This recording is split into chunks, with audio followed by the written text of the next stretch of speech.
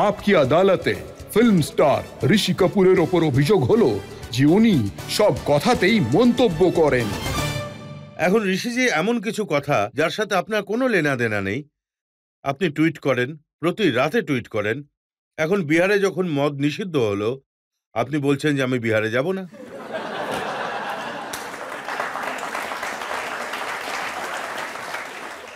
এটা আমার নিজস্ব চিন্তাধারা ছিল যে প্রোহিবিশন গোটা দুনিয়া প্রত্যেকবার ফেল হয়ে গেছে। প্রোহিবিশন দিয়ে চাপ দিয়ে যে জিনিসটাকে আপনি করতে বারণ করবেন, তার কারণে যেটা হয় সেটা হলো আন্ডারওয়ার্ল্ডের জন্ম হয়। পুলিশ নানা রকম সুবিধে নেওয়া শুরু করে, মদের দোষ হয়, নেশার জিনিস বিক্রি হয়। যেসব লোক যাদেরকে করতেই হবে, সব নেশা করতেই হবে, তারা করবেই, তারা ইলিগালি করবে।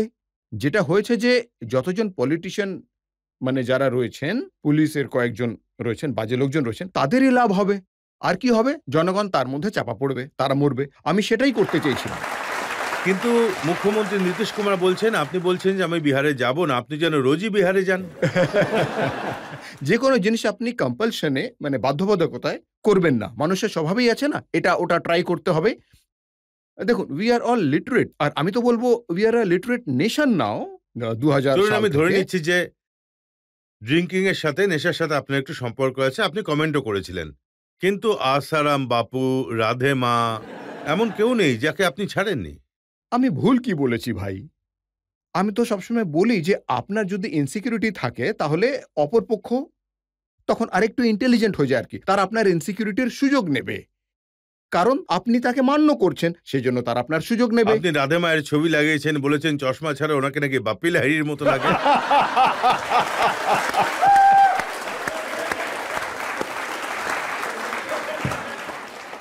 কারো যাতে মনে আঘাত না লাগে, বা আমি কাউকে মানে দুঃখ দিতে চাই না, কিন্তু মানে সত্যি ব্যাপারটা এমনি আমার এমন মনে হয় যে এ কিরকম আহ, এ আবার কিরকম গুরুমা, হ্যাঁ, যিনি এত সোনাদানায় মুড়ে রয়েছেন, হ্যাঁ।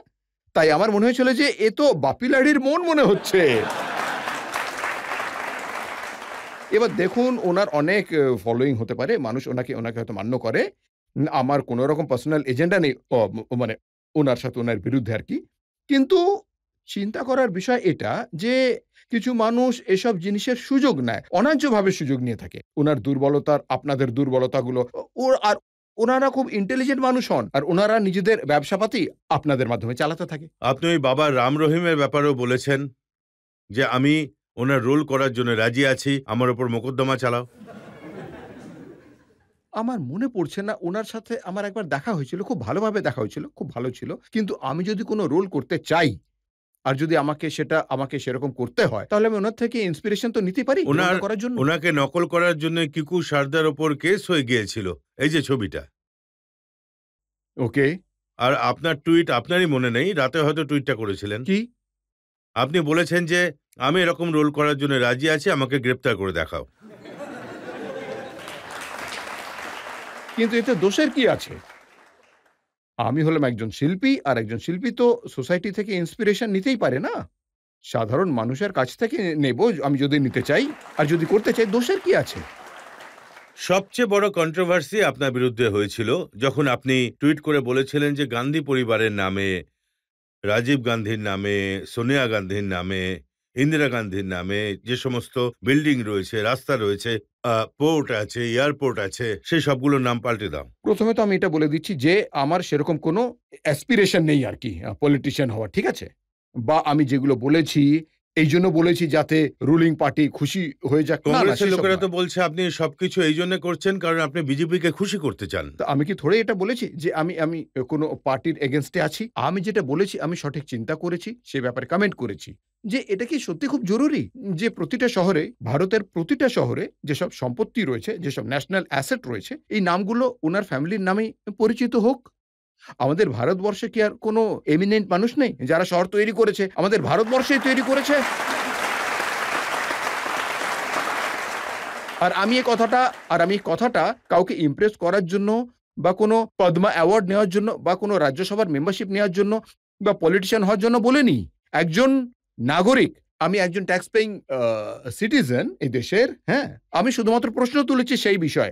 আমি খুব সম্মান করি গোটা ফ্যামিলির, নেহেরু ফ্যামিলি, গান্ধী ফ্যামিলির, আমাদের মানে পণ্ডিত জওহরলাল নেহেরু বাবু, ইন্দিরা গান্ধী ম্যাডাম, রাজীব গান্ধী বাবু, আমাদের যোগ্য, এবং এরা সবাই খুব ভালো লিডার ছিলেন আমাদের। আমি ওনাদের খুব সম্মান করি। কাপুর পরিবার সবসময় কংগ্রেসবাদী ছিল, কিন্তু আমার বিষয়টা হলো এটা যে ওনাদের যে পার্টি রয়েছে, ওনাদের খুশি করার জন্য সেটা সাইকো ফ্রেন্ডসদের প্রতিটা জিনিসে ওনাদের নাম দিয়ে পরিচিতি হবে। না, ঋষিজি, ওরা বলছে যে আমি জানতে চাচ্ছি যে 2009-এ মুম্বাইতে একটা ব্যান্ড্রা কুর্লা কমপ্লেক্সের একটা ব্রিজ তৈরি হয়েছিল, ব্যান্ড্রা ওয়ার্লি লিঙ্ক ব্রিজটা তৈরি হয়েছিল 2009-এর কমিশন করা হয়েছিল। আর রাজীব গান্ধী বাবুর মৃত্যু হয়েছিল 1991-তে, ঠিক আছে, 91, হ্যাঁ, 91-এ। আর 2009-এও আপনি ওনার নামে নাম রেখে দিলেন ব্রিজটার। ওই ব্রিজটার নাম জিআরডি টাটার নামে কেন হলো না? জিআরডি টাটার কতটা মানে কন্ট্রিবিউশন রয়েছে আমাদের ভারতবর্ষে। আমাদের তো আরো পলিটিশিয়ান রয়েছেন, আরো বহু নাগরিক রয়েছেন যাদের অনেক কন্ট্রিবিউশন রয়েছে আমাদের ভারতবর্ষে। তাদের নাম দিয়ে রাখো, তাদের নাম দিয়ে পরিচিত। দিল্লি শহরে কেউ একজন আমাকে টুইট করেছিল, আর আমার কাছে ফটোগ্রাফ পাঠিয়েছিল, আমার কাছে ফোনের মধ্যে আছে। 64টা এরকম 64 প্লেসেস মানে ন্যাশনাল অ্যাসেট এই দিল্লি শহরের মধ্যেই আছে, which is known by the name. আরে একটাই অনেক হয় রে ভাই জানার জন্যে। প্রতিটা স্টেডিয়াম, প্রতিটা এয়ারপোর্ট, প্রতিটা জায়গায় কি ওরাই থাকবে? ঋষিজি, কংগ্রেসের লোকজন আমি বলছেন, কারোর বিরুদ্ধে বলছি না, আমি বলছি যে এই বিষয়টা এই কারণে তুলেছি যে এখন ভবিষ্যতে এটা যদি দেখা যায় যে একটু কনসিয়াস হয়ে গিয়ে অনেক হয়েছে ভাই ওদের নাম দিয়ে। ঋষিজি, কংগ্রেসের লোকেরা বলছে এই সমস্ত নাম দেশের সরকারের দ্বারা রাখা হয়েছে। আপনি কে? ওরা দেখুন, বলছে আমি যে হলাম আপনি এই দেশের একজন নাগরিক, আমার অধিকার আছে, এসব নিয়ে আমি প্রশ্ন তুলতেই পারি। হ্যাঁ, এই কথা বলার জন্য আমার কোনো ভয় নেই যে যদি কথাটা আমি সঠিক ভেবে থাকি, যেটা আমি বলেছি, এটাই আপনাদের বোধগম্য করার জন্য যে প্রতিটা জিনিস কি ওদের নামেই পরিচিত হতে হবে। আই ডোন্ট নো, যদি আমি সঠিক বলে থাকি তাহলে, না হলে আমি হয়তো ভুল বলছি। থ্যাংক ইউ, থ্যাংক কিন্তু ইউ। কংগ্রেসের লোকজনের বয়ানগুলো, আমি বলছি আপনাকে, কংগ্রেস আপনাকে জিজ্ঞাসা করেছে আপনার বাড়ির আগে বাইরে হ্যাঁ, জমায়েত হয়েছিল, পাথর হ্যাঁ, ছোড়া হ্যাঁ, হয়েছিল। অবশ্যই আমার বাড়ির সামনে পাথর হ্যাঁ, ছোঁড়া হয়েছিল। ওরা জিজ্ঞাসা করছে ঋষি কাপুর এমন কি হরিদাস পাল? কারেক্ট কথা, একদম সত্যি কথা। কিন্তু দ্বিতীয় দিন ওদের আওয়াজ বন্ধ হয়ে গেছে, নিজে থেকে ওদের আওয়াজ বন্ধ হয়ে গেছে, ওরা এই জন্য নিজেরাই ওরা বলছিল। বলছে যে আপনি এসব রুলিং পার্টি বিজেপিকে খুশি করার জন্য করছেন। আমি পাবোটা কি ভাই? আমি নিজের গণ্ডিতেই খুব ভালো আছি, নিজের ছোট গণ্ডিতে আমি তো রাজা। আমি একজন অভিনেতা ভাই, আমি হলাম অভিনেতা। আমি নেতা হতে চাই না, আমি অভিনেতা হলাম, আমি হলাম অভিনেতা। দেখুন, যদি নেতা না হতে চান তাহলে লন্ডনে মোদিজির ভাষণ নিয়ে আপনি খুব প্রশংসা করেছিলেন। আমার মনে হয় মোদিবাবু যেটা বলেন সেটা সঠিক কথাই বলেন। একটু তো ওনার কাছে শুধু এইটুকুই রিকোয়েস্ট যে উনি যেটুকু বলেন সেটা একটু তাড়াতাড়ি করে দেখাক, এই যে এই ইমপ্লিমেন্টেশনটা হোক, উনি করুক। কারণ আমরা চাইছি যে এখন যে সরকার রয়েছে তারা কিছু একটা করুক। জনগণ আমরা অপেক্ষা করছি যে আমাদের জন্য ওনার যে প্রমিসগুলো রয়েছে সেটা ফুলফিল করুক উনি। আমিও খুব পেশেন্টলি অপেক্ষা করছি, আর আমি আশা করছি যে উনি এটা করে দেখাবেন। শুধু মোদিজিরই নয়, স্মৃতি ইরানিরও আপনি খুব প্রশংসা করেছেন। উনি যখন পার্লামেন্টে ইমোশনাল ভাষণ দিয়েছিলেন, আপনি ওনাকে লেডি অমিতাভ বলেছিলেন। স্মৃতির সাথে আমি একটা ফিল্ম করছিলাম, আর আমরা সিমলাতে আউটডোরে ছিলাম। সেই সময় উনাকে ইউনিয়ন মিনিস্টারের ট্যাগ দেওয়া হয়েছিল। তো উনি হয়ে গেলেন I think human resource minister. বন্ধুত্ব ছিল, কিন্তু তখন উনি ফিল্মটা ছেড়ে দিলেন। আচ্ছা, স্মৃতির কি ছিল জানো? টুইটটা একটু পড়ুন স্মৃতিজি তো। পার্লামেন্টে ভাষণ দিয়েছিলেন। হ্যাঁ, উনি খুবই ইমোশনাল এবং খুবই কারেজিয়াস ভাষণ দিয়েছিলেন। ওই ওনার মানে যেটা ভার্সিটি অফ ট্রুথ কতটা ছিল আমি জানি না, কিন্তু উনি কনভিন্স করে দিয়েছিলেন যে যেটা বলছেন সেটা সঠিক বলছেন। কিন্তু আপনি মোদিজির প্রশংসা করবেন, স্মৃতি ম্যাডামের প্রশংসা করবেন, রাহুল গান্ধীর প্রশংসা করবেন না? উনিও তো ভালো কথা বলেন। আমার আমার রাহুল গান্ধী বাবুর স্টাইলটা খুব ভালো লাগে। এখন ওনাকে তো কখন আপনি টুইট করেননি, আপনি ওনার না, স্টাইল নিয়ে? উনি এমন কোনো কথা বলেননি যে ওনাকে আমি টুইট করব।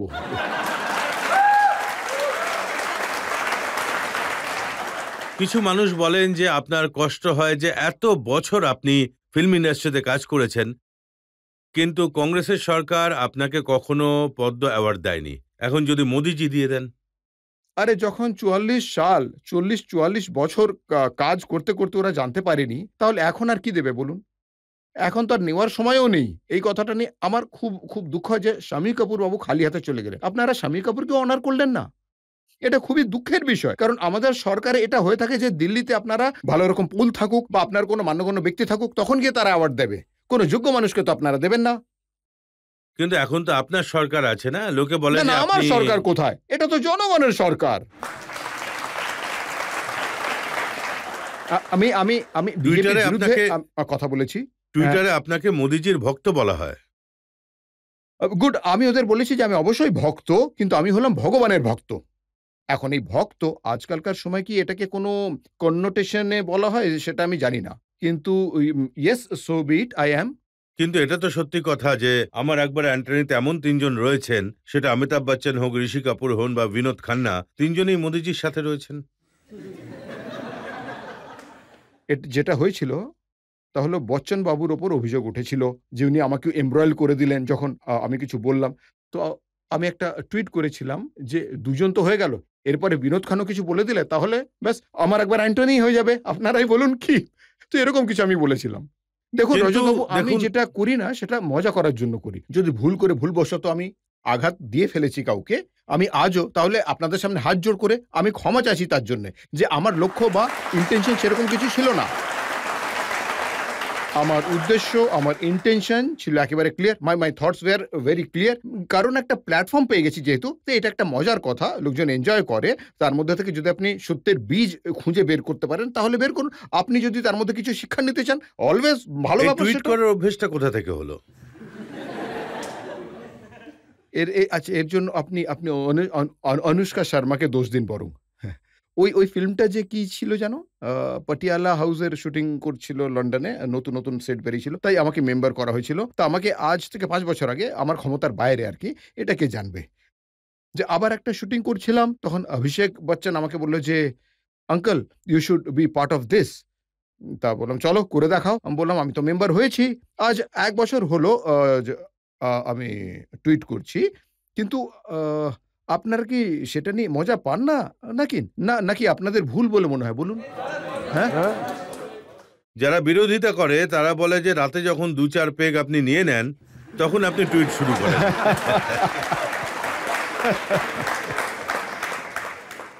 কারণ সত্যি কথা শুনতে ওরা ভয় পায়। ওদের মনের মধ্যে পাপ রয়েছে আরকি। তাই ওরা অন্য কাউকে আর খুঁজে পায় না। তাই বলে রাতে ২-৪ পেগ মারার পর উনি এসব বলেন আরকি। তো আমি যেটা বলি সেটা ঠিকই বলি, ইন দ্য সেন্স আমার মতো করে বলি। তো I have a right to my own opinion. এটা হলো democracy. We have freedom of speech. আমি আগেও বলেছি যে I do not mean anything offensive. আমি আপনাদের মনে আঘাত করতে চাই না এসব বলে। কিন্তু জনতাকে জিজ্ঞেস করি, এ নিয়ে কোনো প্রশ্ন আছে নাকি তাদের? স্যার, আমি আপনার অনেক বড় একজন ফ্যান। আমি ভাষায় প্রকাশ করতে পারবো না। একটা কথা বলতে চাইবো স্যার, যদি আপনার নামে কোনো ন্যাশনাল অ্যাসেস তৈরি না হয়, তাহলে আমাদের জন্যই খুব দুঃখের বিষয় হবে। মানে এটা তো গৌরবের ব্যাপার হবে যদি আপনার নাম কোথাও থেকে থাকে। কিন্তু আপনার এটা নিয়ে চিন্তা করার প্রয়োজন নেই স্যার। আপনি কোটি, কোটি জনগণের মনের মধ্যে রয়েছেন। স্যার, আপনার নাম হৃদয়ে লেখা আছে। Thank you. ব্যাপারটা হলো যে আমি যা কিছুই বলেছি, কখনো এটা চাইনি যে আমার নাম দিয়ে কিছু পরিচিতি হোক। আমি শুধু এটা বলেছি যে আমাদের দেশে এমন বহু পলিটিশিয়ান ছিলেন, সর্দার প্যাটেল, আম্বেদকর বাবু, লোকমান্য তিলক, যারা নিজেদের প্রাণ, ভগৎ সিং, কত মানুষ নিজের প্রাণ বিসর্জন দিয়ে আমাদের দেশকে গড়ে আপনার নাম তুলেছে। দিয়ে তৈরি করেছে ঋষি কাপুর শৌচালয়।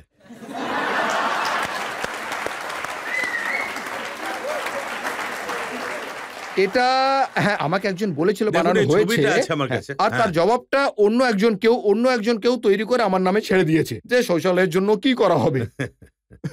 হ্যাঁ, বলুন।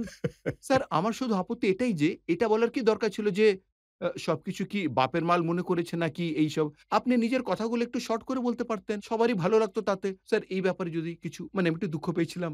এ ব্যাপারে কি আপনার বলবেন দুঃখে আমি খুবই দুঃখিত।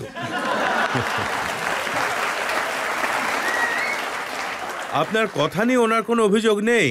আপনার কথা বলার ধরন নিয়ে অভিযোগ আছে। সেই আমি এখন আমার কথাটা এখন মাথায় ঢুকেছে। তা আমি বলেছি আমি তোমার দুঃখে দুঃখিত। না, যেমন বেশিরভাগটা গিন্নিদেরই রাজত্ব চলে, তাই আমি জানতে চাই নিতু ম্যাডামের বেশি চলে না আপনার? আমার অবস্থাটা দেখে কি বুঝতে পারছো না যে ঘরে কার রাজত্ব চলছে?